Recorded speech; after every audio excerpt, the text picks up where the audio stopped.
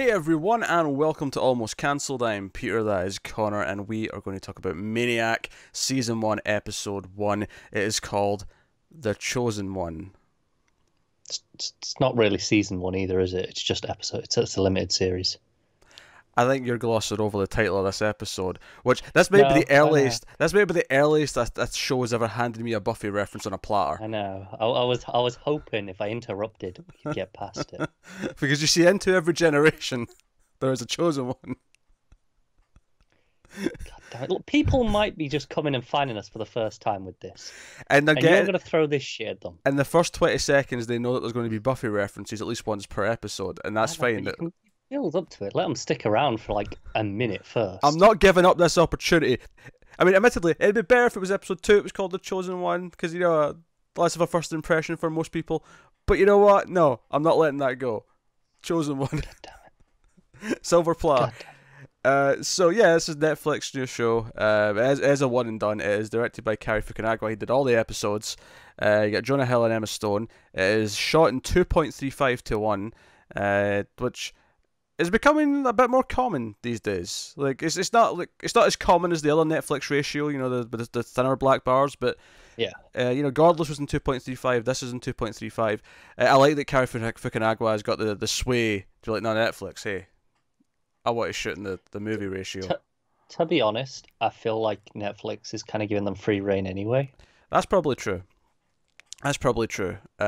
Okay, let me rephrase that. I like that him being a classy movie director now, who was probably upset that he couldn't do True Detective Season 1 in that ratio because HBO are really strict with their, you know, I don't believe they've deviated from their standard at any point. They went from 4:3, which they did quite late, by the way. They transitioned to 16:9 later than most other networks. Did they? Yeah, because, I mean, I don't know if other stuff had started in 16:9 by that point, but The Wire, which, I mean, it started in 2002-ish, but by the time it finished in like 2008, it was still in 4:3. That is very late. Yeah. Yeah. So I mean, arguably that was just keeping the show in the same ratio the whole way through, maybe, but I Yeah. felt like... I mean, there was stuff making the switch, too. Oh, there was, absolutely was. I feel like most shows that started... I tend to think of about 99, 2000 is when most things were starting to at least be widescreen safe, if not outright for widescreen. 2000 is pretty much in my mind. Yeah, but HBO stuck out for a while. But yeah, so no, it's a 2.35. And we just mentioned that Fukunaga did the season 1 of True Detective. He was supposed to be doing Stephen King's it, and I was disappointed he didn't because I think it'd have been a more interesting film. But you've seen what he's doing next, right? We'll get to that in the movie news. Don't you even start. Don't even start. That is not relevant here in this discussion. It is, because I'm excited. I wish he wasn't wasting his time on a stupid franchise I don't care about. So, we'll start spoiler free, as we always do for episode 1s, and we'll warn you in the middle before we go into spoilers. This show is... well, this was a mystery for a long time. We knew it was called Maniac. We knew it was going to be humorous in some way, but we didn't really know what the premise was until the trailer dropped. Not really. I think the only thing we knew before the trailer was Fukunaga, Emma Stone, Jonah Hill, and they sign up for a drugs trial. Yeah, I think that was it. We didn't know what the tone was. We didn't know what like you know. And then we got the trailer, and then it was like, okay, this is going to be kind of wacky and silly, but in a maybe poignant way. Like it looked like it was going to be going nuts with its idea. And then, you know, watching the first episode now, and it's worth mentioning this first episode, like this episode is mostly set up for the this is pre-trial for the vast majority, because at one point I looked at the run, I was like, you know, we're quite far into this, I think, and I checked the runtime and it was like maybe 10 minutes of the 40 something minutes left, and I was like, oh yeah, we're not even in the trial yet. Yeah. So that was interesting. One of the things I was really noticing is that it's in the future, but it's a sort of retro future where a lot of the technology, even though they have drones that clean the streets, and they have like, I mean, we have this, but like they have like, you know, like automated like payment systems and stuff at the train station. It's all like old CRTs with really clunky big text, and it's all... At one point, he's in his office job early on before he gets fired, and it's like all these just ridiculous old black screens with the green text all over the place. I'll tell you what, one of the most notable things for me in this regard is the logo itself, and the logo of the company running the drugs trial. Yeah.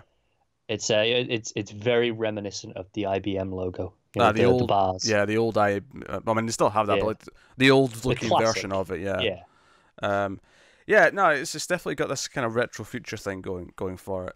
And it's funny because after seeing the trailer, first of all, I was surprised Justin Theroux wasn't in this episode yet. He's clearly still to pop yeah, up because he's going to be the mad scientist doing the whole thing.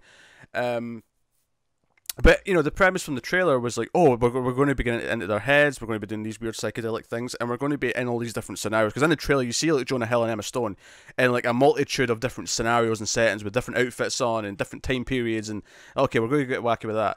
And again, we've not got there yet. Episode 1 is not that. Episode 1 is just setting up who he is as a character, mostly. And we get some of her. We actually open with her. The opening scene is her, just kind of giving us a touch of her character.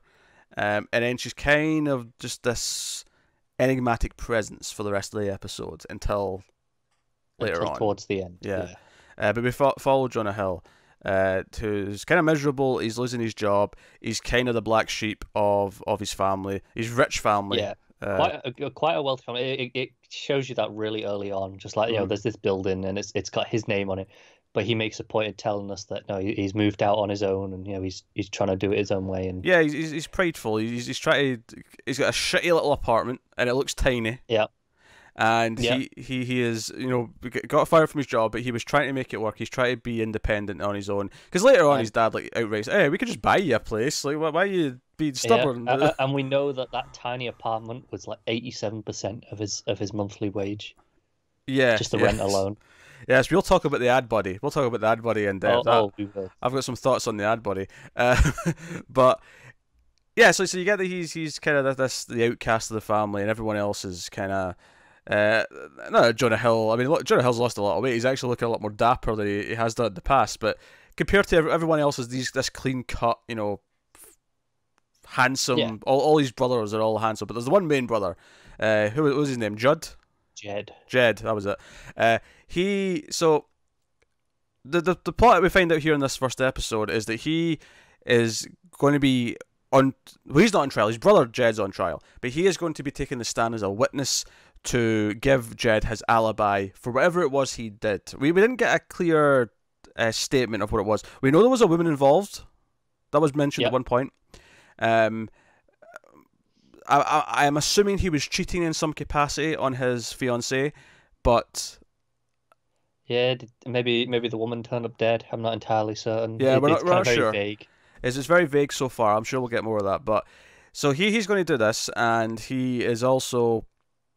And what's interesting is that his fiancée is actually the one person when he goes to family dinner and the entire family's there. She's the one person who kind of actually treats him like a decent human being and is nice to him and kind of is actually upset that he's treated as the outcast. Yes.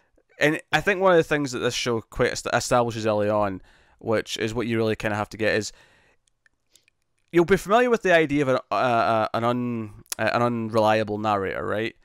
This kind of has that element to it, but not so much in narration as it is in just percepting the world around. Connor's very sick right now, by the way. That's why he's pausing his mic as he's coughing his lungs up. Yeah.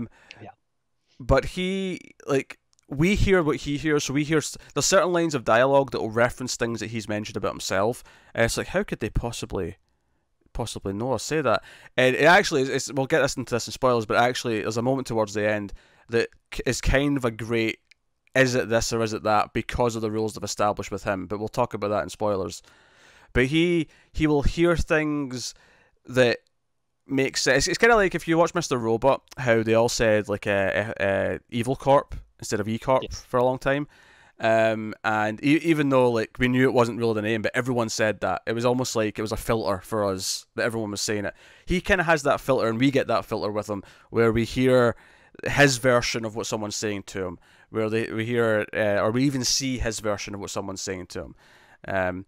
And we'll get into, of course, I think with some discussion and spoilers as to how, if any of this is actually, if there's any reality to any of this, if there's more to it than just him being, a maniac, for lack of a better word. Yeah, that's fair enough. So, but no, so that's an interesting. Very interesting. It's an interesting. It's probably the quirkiest thing about the show so far is the idea that there's some things where you may not even notice it at first because sometimes it won't be completely out of place, but sometimes it'll be like, no, they would never have said that. So clearly that's something that's just him projecting. and you get the odd time where he questions it, so Yeah, you know certain that no, that was just weird. yeah, yeah. So and obviously you get as well that he's quite an uneasy character when he's at this like meeting with the lawyers and they're kind of like practicing the courtroom and they're going through the questions. You see that he's got a Rubik's cube under the table and he's just like constantly. I actually thought you were going to see him solve it by the end of the scene, and I thought that was going to be like, say, look, he's weird and quirky, but he's actually kind of a genius underneath all that. Never did that though, which I kind of like because that's kind of the stereotype or the archetype that shows in movies will often do. Is you'll have the weird quirky character, but he's actually like a genius with like numbers and physics and stuff and all that. He's just a normal dude. Yeah, he's so far. Well, I don't know if normal's the word I'd okay, but describe him with, but yeah. Average intellect. For now, we'll see. We'll see what they do. I said for now. Yeah, see what they do. So, no. I think you liked the first episode. Oh yeah, I thought it was excellent. Some great direction, and great little quirky little touches. A bit with the family painting had me laughing. Yeah, it's the family painting where he is absent from the family painting. He's just got a separate little thing on the side. Which again, and the fiance of his brother is actually outright saying, "Hey, I said I wouldn't marry him until they fixed this. This is bullshit." Yeah. So immediately you kind of like her, and you like that she treats him that way. And I think even though I'm not sure how much we'll see of that character going forward, I think she'll be important for his character in terms of what his relationship to her, what his relationship to his brother is, all that stuff. Because the other big factor, of course, we've not mentioned. This is not a spoiler. This is a very early setup thing. Is they mentioned that he had a psychotic break about 10 years ago, and he is on record to hallucinating another version of his brother Jed. Yes. His brother Jed will come to him and tell him that he is a secret agent and he has a mission, and he'll give him like intel saying, "Hey, look out for this perper," or "Be at this meeting place at this time," or all these kind of like secret agent, just basically secret agent phrases essentially. Is it bit in a narrative as if he's meant to, so he feels more important. It's kind of like the thing. You get the idea that maybe because he hates his home life so much that he maybe as a coping mechanism has tried to in his head make his life more exciting. And that's a very basic diagnosis just based on one episode. I'm sure it's going to be more complex than that. And the question is, or is it? Or is it? Yes. Is he actually the chosen one? Is he actually special? And is there really a mission? So kind of the point of the show. That's kind of the point. Like, is there anything to that? So no, I liked it as well. I thought it was good. I think some of the early stuff I felt almost like they threw us right in at the deep end where they started talking about things and the narration was mentioning things, and it took me a little bit to like find my footing. It wasn't until after the scene with the lawyers where I finally started to and they had him at his job and getting fired, where it became simple enough where I was like, okay, I can follow this guy's story. Because before that they were throwing at all these, like the scene with Emma Stone at the start, they were throwing at all these concepts. Like they mentioned the ad buddy money at one point. I was like, and I'm like, okay, what the hell's the ad buddy? What is this? Are you trying to keep up? And the narrator was just very philosophical, just the way he was kind of spouting things, and I was like, what's going on? Because the episode starts with like images of like the first atom forming, and then there's like planets and the oxygen exploded, and it starts with life on Earth, this amoeba, and then it's like, actually let's back up a bit, let's go to the Big Bang, and then cuts back again, and it is very much like this school science slideshow. From amoeba to amiibo, how we've come in the last several million years. Yes. I'm just saying.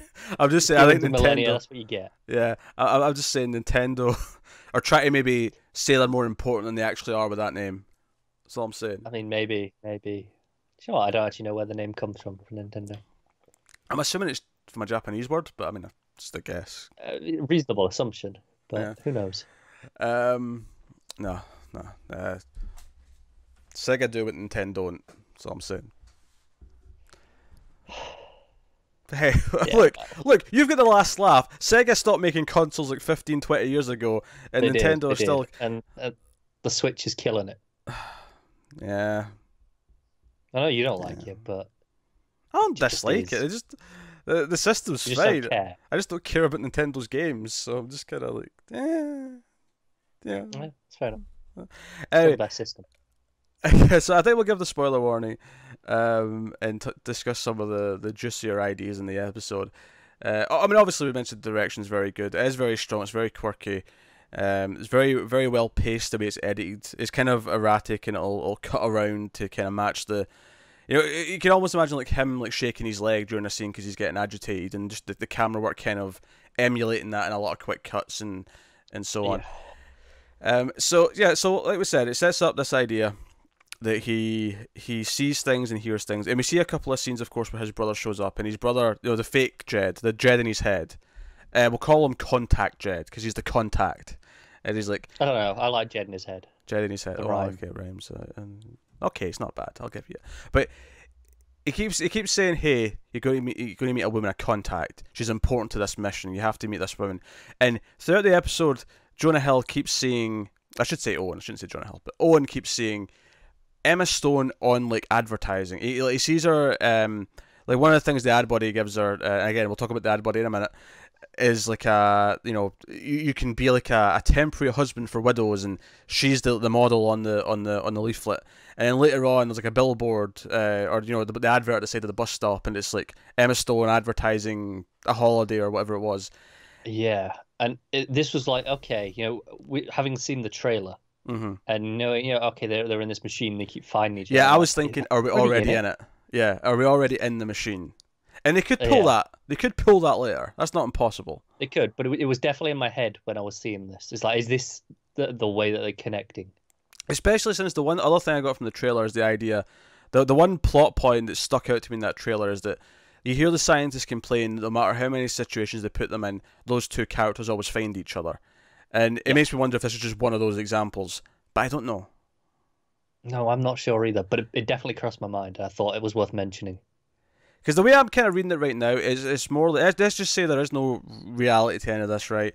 No, I don't mean it's not reality. It is reality, but what I'm saying is there's no authenticity to what he's seeing, right? It's all just in his head, right?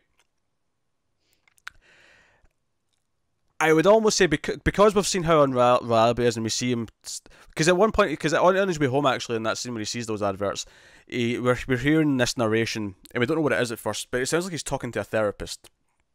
Yes. And the therapist outright brings up that his brother gives him secret missions. His fake brother. He gives him secret missions to find contacts, that you're important, that you're going to save the world because you're a super spy.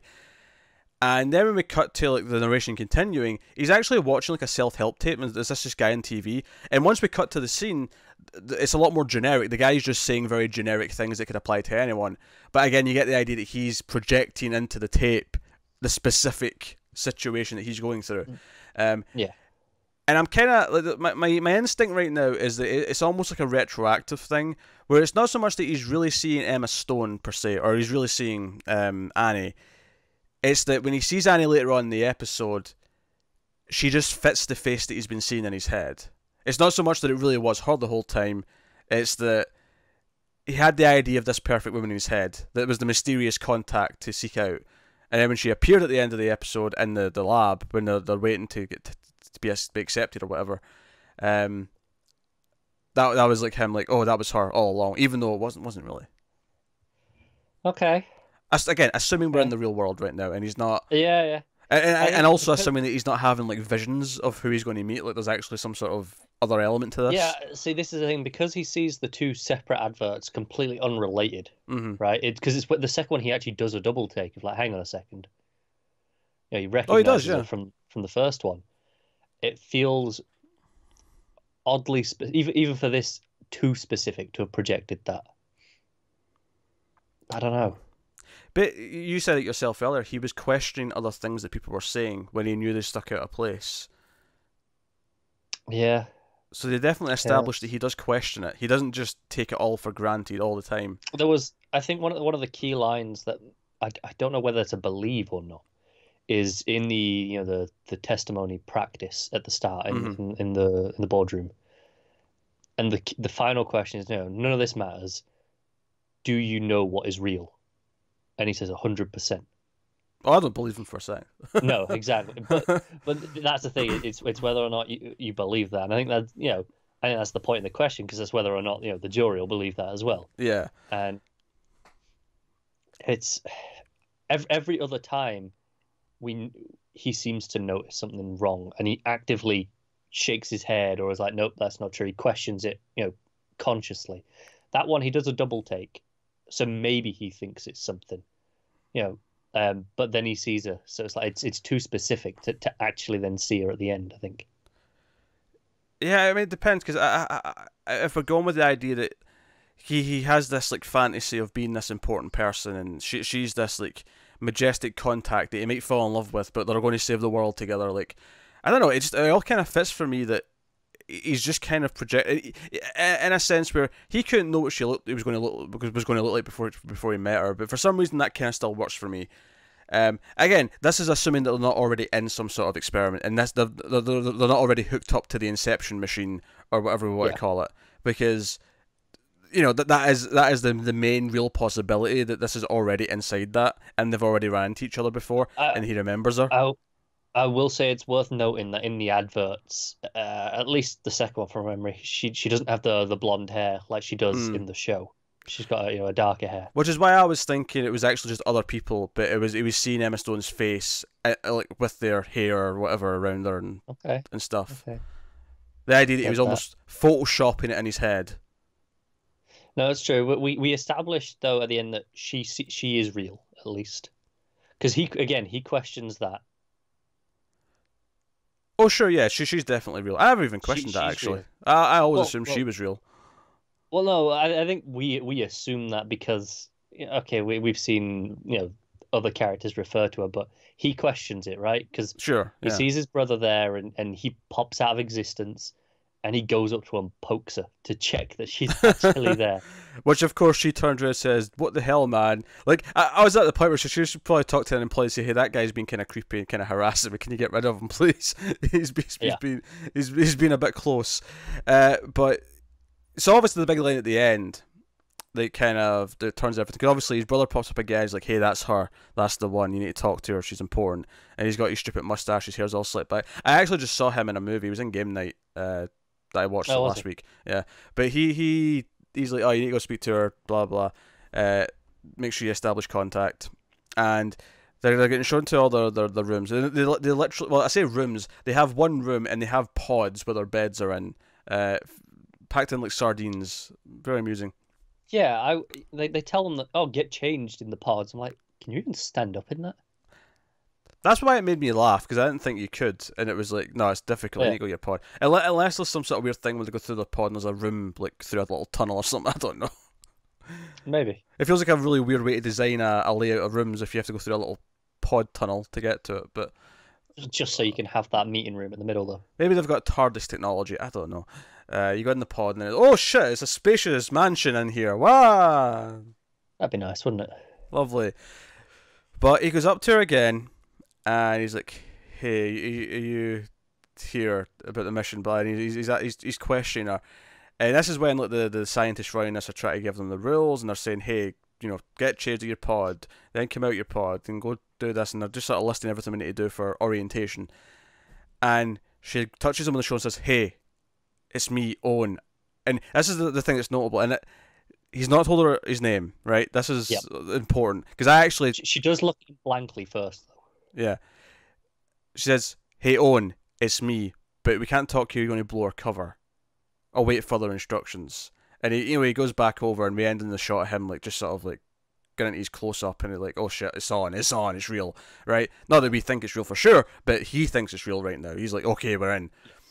And this is the thing, right? So he never told her name, but we've established already in this episode that he will hear things from other people that aren't actually being said. He will project what he wants to hear onto them, or not even wants to hear. Just random things like the popcorn thing over the phone. You're right. I think it was. Yeah, popcorn. Because there was that weird scene where he actually envisions popcorn popping on the ground in front of him. That was a scene we had, just to show you how the show's getting wacky. And I'm like, oh, that was a really good moment, because I'm like, okay, this is real, and she was actually, because this is the other possibility, of course, with the adverts and the billboards and whatnot, is that she was actually sending him messages.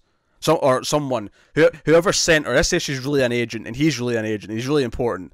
Someone was actually sending him messages so that he would recognize her when the time came, right? Yeah. Which is probably the most absurd of the possibilities, but it's fun to think about that it's just all real. That includes the possibility where this is all a make-believe fantasy in a machine. It does. Yes, and the entire secret agent thing is just part of that fantasy. Although at the same time, I kind of like the idea that the secret agent thing, not that the secret agent thing is real or not, but his belief that he's a secret agent and he's important is real before he goes into the machine. I like that as well. I like either option. Like, yeah. You know, the idea that, yeah, okay, we take this to face value. This is real, right? Right. That he believes all this stuff. This is the real world. Leave the Annie stuff aside for now. Mm-hmm. But that's possibility one. Possibility two is he's in the machine. That would explain things like, okay, his psychotic break.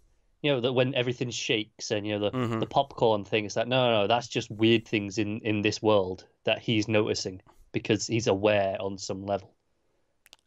Yes. Well, you say that as if there's only two options. There's at least like 5. Yeah. But those are the two of the big ones. Because there's... She's really an agent of some kind in the real world, and he's important. That's like option 3. Option 4 is that she's not. And if she isn't, I don't know what she said to him that wasn't, you know, you're going to blow her cover. Or she did say that, maybe not with his name, but was just kind of saying what she thought he needed to hear to leave her alone. That was the first thing that crossed my mind is, you know, because she looked really concerned and creeped out when he came over again. And she was like, oh, no, you're the one I need to, you know, you're the one I've been meant to find. And she looks so confused, like she has no idea what he's on about, and then says that. And I went, oh, she's just said that to get rid of him. Yeah. And then I went, no, shit, she said his name. Yeah, she didn't know his name. That's the kink in that. So you got that. So but it could be that he just heard his name on top of it. It could be that's the only thing that he heard. Like that wasn't true. So that's like 4 possibilities so far, and there's probably a lot of more intricate things. I think you add into the idea that he clearly has feelings for his sister-in-law, or soon-to-be sister-in-law, and you know, he kind of says, hey, do you want to just run away, because he's an awful piece of shit, my brother, just steal from him, and we can go run and have a fresh start. And she's like, oh, you're joking, right? And he just sort of smiles, and you can tell he wasn't. He was like, nah. he was in his own weird way, he was being completely serious there. He's like, yeah, let's run away. If she'd said yes, he'd have gone with it. Yes. But interesting bit of dialogue she had there as well, I thought, is that it's funny how all of your changes, all your fresh starts are fresh starts. You're always shifting to a completely new career, a completely new identity, and I'm like, that kind of sounds like the premise of the show once all this Matrix stuff gets going. It does, because this point here is his plan is to, you know, get new identities, get new passports, move to, I think it was Canada or something, and just be like, okay, start over. Which I think lends credence to the idea they're already in the machine, or they're already on the drug and hooked up to whatever it is. No, I agree. But alternatively, maybe that's why he's so susceptible to the drug, and is you know, he's been doing this a lot. Yeah, I mean, these fresh starts, so maybe he can notice them a bit easier. If you take it at face value, when he phones up the place, the woman does say to him on the phone, "Oh, you're actually like probably the most special candidate that's suitable for this ever." And that may be the point, is that because he's kind of like that anyway, he may actually be really suited to like jumping between scenarios. Yeah. So that's also I love a possibility. That it plays both ways equally. Like we could argue back and forth on every point. Yeah, there's a lot of possibilities, and I get why that'll put some people off. That I feel like as I was, but at the end of the episode, I felt a lot better in terms of like, okay, like even if this is real or it's not real, I can already kind of like tell you how this works if it is already a simulation, and I can tell you how it works if it isn't a simulation. But there was earlier on in the episode where I was like, okay, what's going on? And it wasn't until it really slowed down and sort of, okay, this is his family life, this is him being fired, this is his motivation for getting into the thing for the drug trial. I'm like, okay, right. Yeah. And then you've got the thing with his sister-in-law, where he has feelings for her and how he's maybe projecting onto Emma Stone because, okay, I need someone special now because I'm lonely. Because that was what the opening, the narrator monologue was about. It was about human beings seeking each other because of loneliness. Yeah. So clearly going to be a big thing in the big theme of the show. But we did promise we're going to talk about the ad buddy, and we didn't talk about the ad buddy. We do need to talk about the ad buddy. The ad buddy is this wonderful weird thing where It's a because credit system. we understand it in the opening scene when Emma Stone tries to use it in the store, and then Jonah Hill is trying to get a train to work, and his card's declined, so he has to reluctantly tap the ad buddy option. And what this is almost like free Spotify. You have to accept the ads. What happens here is that a physical person who has a job will ride the train with you with the little briefcase which got all their material in it, and they will basically just keep advertising things to you the entire trip. Yeah. He just keeps handing them Sounds leaflets. like hell. It says, "Hey, have you ever considered doing this?" But they have all this information as well. It's kind of like how Google Ads has like analytics on you, and they know your interests and dislikes. This is even creepier than that, where the guy's like, "Hey, I see that your finances are in the shit. Have you thought about donating your blood to this?" And like, oh my god, this is insane. It is, and I think the two characters' reactions to the ad buddies, it tells us a lot. Like for him, he is resigned to it. It's like, oh, it's the last option. Whereas she's like, yeah, sure, ad buddy. That's the first thing that she goes to when she tries to pay for it. And then the guy in the store says, nope, we don't accept that. And she goes outside and just gets some coins. Yeah, well, game the system. Yeah, she goes out and steals it from a newspaper machine. She just kind of jams it in so all the coins come out, which tells us something about her character as well. That she's resourceful, shall we say? But she tried to use the system first. She was willing to do the ad buddy. She was like, yeah, sure, I'll use that. Yeah, but it turned out the guy was a paranoid delusional who was terrified of all these systems. So no, it's interesting. It's also interesting that Jonah Hill, assuming this is all real again, before they go to the trials, and we're not already in the machine, he is supposed to be out in less than a week's time to go to the trial for his brother. Yes. Yeah, and there's some more stuff with him and his brother as well. His brother tells this story about how he had a hawk in his room that ate his gerbil. Yeah. Yeah. Funny story. Yeah, he's like, oh, I had it for like a few months until it healed well enough that it was able to eat his gerbil. And I felt like he was lying because the little kid says, "Hey, what happened to the hawk?" He's like, "Oh, we let it go, honey." I'm like, "Oh, sure you did." Yeah, it was the brother who said, "Yeah, we released it," and he just sits there and stares and like, "That's not the truth. You killed it, you psychotic bastard. You killed my bird." Yeah. You just know the brother killed the bird in revenge. You killed my bird, you prick. I'm taking your wife. I'm calling it now. That's what happened. I've been planning it for years. It's been in the making. Also, we've spoke about the ad buddy, but I want to talk about my other favorite feature of this world. Oh, go on. Is that the Statue of Liberty has been replaced by the Statue of Extra Liberty, and it's this big winged statue thing, and I thought it was fantastic. I saw it. I was like, well, that's not the Statue of Liberty. What's that doing there? And it was like, oh, you hear like the tour guide or whatever it is, call it the Statue of Extra Liberty, and that got me a good chuckle. yeah. I almost forgot about that. It was such a small beat in the episode. It was, but it properly made me laugh. So, just one of those small moments that I loved. Try to figure out all this other crap that's going on. No, I know, but it's the small moments that really connect it and make it feel like, no, okay, they're going all out on this. So to clarify the technology in this, it's basically like the future as it might have been envisioned in the 70s with their technology. So it's all this clunky stuff. But that said, I feel like the idea of the ad buddy is something that only exists because we understand like advertising the way we do now. I don't feel like it only works if you understand data mining. Yeah, but I feel like everything else, the way it's designed, the street Roomba, the robot that's cleaning up the street, the computer screens, all that stuff, it's all out the 70s. Whereas the ad buddy, well, there's nothing technology-wise it wouldn't have worked back in the day, but it works for us because it's kind of playing on the idea of advertising concept, systems. Yeah.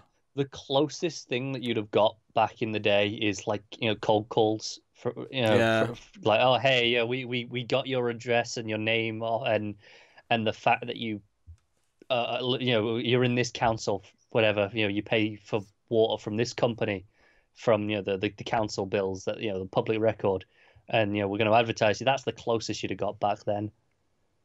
Yeah. I think the episode, obviously Emma Stone may sort of delve into a bit further. I think she's going to be intentionally mysterious for a while because of Like, is she Yeah. really an agent? Is she this? Is she that? Whereas, I would not be surprised if next episode rewinds and does her side. Joe, I could see that happening, but at the same time, I could totally see them playing with like the mystery of her for a long time. I could see it going No, both that's true. ways. Yeah. Whereas Owen, I feel like we get a good sense of who he is, his themes, his his problems. Like when they're showing him the images, like his test before he gets accepted, and they show him a photo of the family, and they'll say, "Hey, say your emotion," and it's like he sees the hawk, and he's like, "Justice," I think he says. So I'm like, "What are you, Batman?" But then it shows him a photo of a family sitting at dinner, and he's like suffocating, and I'm like, "Okay, I get this guy." Yep. Again, but the idea that he wants to break free, he wants to be independent, and that's shown repeatedly throughout the episode. Which I think is so interesting that, like you say, everything about this character is he wants to be independent and break free, yet he is completely attached to Annie. Like this other person is like completely just latched onto her, and it's like, no, that's where my thoughts and focus is going. I think he wants to break free his family, but I mean, same with his soon-to-be sister-in-law. I think he does want companionship. He doesn't want to be alone. He wants to be important, but he wants to be important independently of his family. Where I think he feels that he's technically important by default, and therefore it's A, not earned, but B, his brothers all seem to be doing much better than him, and they're all embracing what it is, and which is worth mentioning as well. He flat out admits later on to his father, and his father knows this too, that he's lying. His alibi that he's given his brothers is completely made up. It's bullshit. His brother did what they're saying, and he lies. Yeah, and he lies to his sister-in-law about it. He says, "Hey," because she says, "Hey, you do believe that you were there, right? You are his alibi. You saw that he didn't do it." And he's like, "Yeah." And as soon as he said that, I basically, I don't believe that. Yeah, and then later on, the conversation with the dad confirmed it. That no, okay, so that's complete bullshit. He was not there. And yeah, so we're definitely playing with a lot of themes here. So Jed in the head, I'm digging. Digging the main characters, digging direction, digging the wackiness of the show, and kind of questioning what's really going on. And my hope would be that by the time we get to like halfway through, 2/3 through, whatever, is that because I feel like the show's coherent enough that we had like 4 or 5 big like main possibilities for what's going on with some variables. My hope would be that become like the 2/3 through the season is it will look back at the start. In a little. Well, no, actually, that's not. Well, I mean, it may be more focused in, but that we'll look back in this and say, nah, there was actually a completely other thing we couldn't have ever thought of. There's more to this. Okay. If it's going to play with what is really going on and what's what is real, what isn't. I'm hoping. I'm basically saying I'm hoping there's a good twist along the way. Is that not everything we've been seeing as we've perceived. And it's one thing to say, oh, it's all in the simulation. That's cool. But I want to give it some extra spin. I want to give it some context that makes it interesting.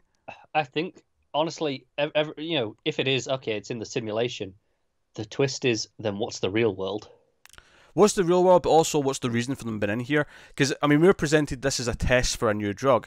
I'm wondering if they put him in a simulation like this with Emma Stone's character to help him to fix something, or is it for bad reasons? Did his family put him in this to force him to be better and force him to help his brother?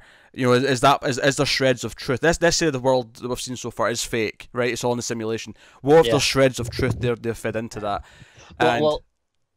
Well, I'd go the opposite. For me, I'd go the opposite route there of the reason he kind of doesn't like his family and feels like he doesn't belong is because he knows that they're not real, on some level, and it's like he knows that none of this sort of stuff is real, for him in the real world. He doesn't have a family like that at all, and it's just he's somewhere just aware that this isn't right. Yeah, maybe I could go that way. I feel there has to be some truth to like what we're seeing in this first episode, just in terms of getting a basis for who the character is and what his problems are.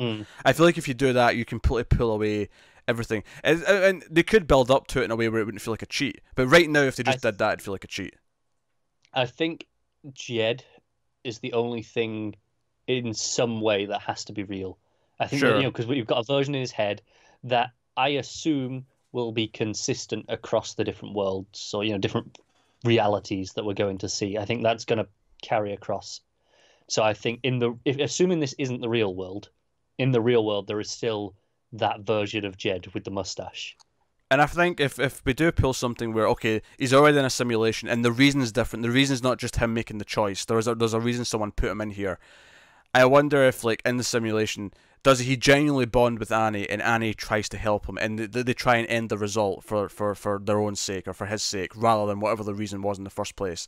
I don't know. Because if the entire theme of this is that the family are trying to force him to be like them, and the family, what we've seen, is pretty much real, is this their attempt to force him into being like them and to fix him in their image, if you will? And this is going to be him rebelling through that no matter what, because you can't change who a person is. Like, is that the theme of this? I don't know if it is, but I'm just making some guesses based on what we've seen so far. I think that's as a first episode, I think it's exceptionally strong that we're coming out with all these ideas and possibilities. Where I'm kind of happy with any of these. Or none of these. I feel like of all the things we've said in the last 40 minutes, there's like maybe 2% out of the whole 100 that I've not liked the idea of. The other 98 have all been, like, fascinating in their own way, depending on what they do with it. Yeah, if it goes down that route, I'm okay with that. Yeah. And if it doesn't, that's fine. They've got something else. Because part of me thinks, okay, they could do a lot of cool things with this already being a simulation, but I hope they don't treat it like a big twist in and of itself, because I feel like it's such an obvious possibility given the premise of the show that they can't wow us with it. They can't. We already compared this to Mr. Robot. And that did a very similar thing. So yeah, here's the thing. If you know Mr. Robot Season 1, if you've seen Mr. Robot Season 1, they have to do what they do. They have to blindside us with a second thing. And the main thing will still turn out to be what we thought, and they won't treat that as got ya, but it'll be connected to another thing that completely changes the context of it, that completely adds a swerve to it. That'd be my hope. So, that's it. It's a lot to ask to say, hey, measure up to Mr. Robot after one episode. That's a lot to ask of a show. No, it is, because, one of the best TV shows in existence. On right now, for sure, yeah. I mean, it probably is in existence for me, but still, I mean, just, bold claim. No, I'm putting it out there. Bold claim. I stand by it. But yeah, so I mean, that's episode 1. I mean, I guess it was a success of an episode 1 because we've spoken easily for 40+ minutes on it. Yeah. No, I'm looking forward to watching the rest. Yeah, there's 8 episodes, right? 10. Is it 10? There's 10 episodes. Are you sure it's 10? Probably right. I don't know. But so we got 8 or 10 episodes. Connor seems to be checking at the moment. And we'll be 10. Yeah. Yeah. We'll be going through these as basically as quickly as we can. I can say that we've missed a couple of days of recording due to Connor being sick. He's only just struggled to record today, and no more. This is the first time I've got out of bed just to do this. Yeah. So be grateful. So we will be getting through this as much as we can over the next couple of weeks. Connor's actually on vacation in about 2.5 weeks' time, so we'll be finishing before then by hook or by crook. Yes, we have a deadline. So it'll be a couple of days before episode 2, and then we'll try and go one. Basically, the plan is typically to do one every other day, but we still have a couple of Jack Rangs to record. We're working through the first from Hulu as well at the same time. So a lot of things going on, but we'll be working through this over the next couple of weeks. For sure, so you can look forward to that. So if you are new to the channel, if this is the first thing you're seeing from us, you can check out all the other stuff we do. But all Netflix shows we've done in the past. If you enjoyed this one, I'd check out the foreign German show Dark. It was really fun for discussion. Pardon me, from Netflix. What else have we done that was up your alley if you like this? Don't know. All that stuff. I feel like we've mentioned it twice, right? Mr. Robot. We do reviews of that. Oh yeah. I was just thinking of Netflix things specifically. Yeah. It's not Netflix, but I feel like in the wheelhouse. Oh yeah, Westworld as well is one that we theorized a lot over too. But so yeah, have a look at other content. Of course, if you want to support the channel and everything we do here, head over to patreon.com/mailedfuzztv, and you can support us over there and get some bonuses and feel warm and fuzzy on the inside. But that is us. So get us on Twitter at mailed_fuzz for channel updates. But yeah, so thank you very much once again for watching or listening. We always appreciate it. Keep watching TV, guys. Have you got any vanilla?